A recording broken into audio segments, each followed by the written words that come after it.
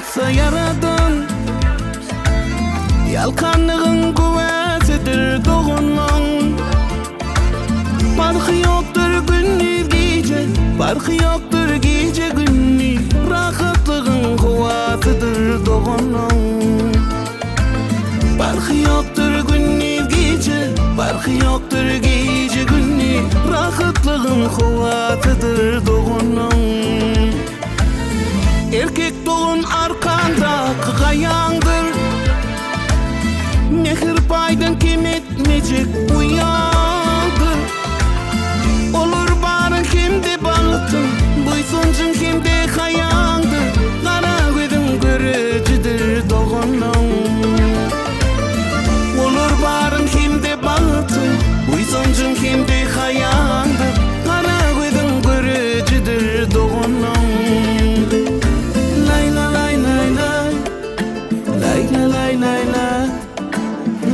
lay lay lay lay lay doğunun. Lay la lay lay lay lay la lay lay lay lay la lay lay lay lay lay doğunun. Bir ecin yağışın yatlıdır, bir kalkın dünyasına etlidir.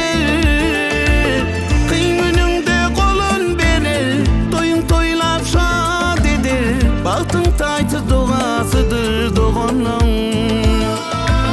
Kıymeninde kolun birir, toyun toylap şad edir.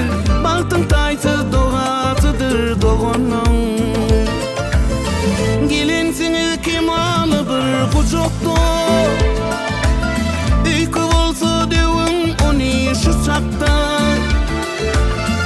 Üşüp mehrem bir saçakta, üşüp mehrem bir ocakta, fit berene cevabıdır doğunun. Üşüp mehrem bir saçakta, üşüp mehrem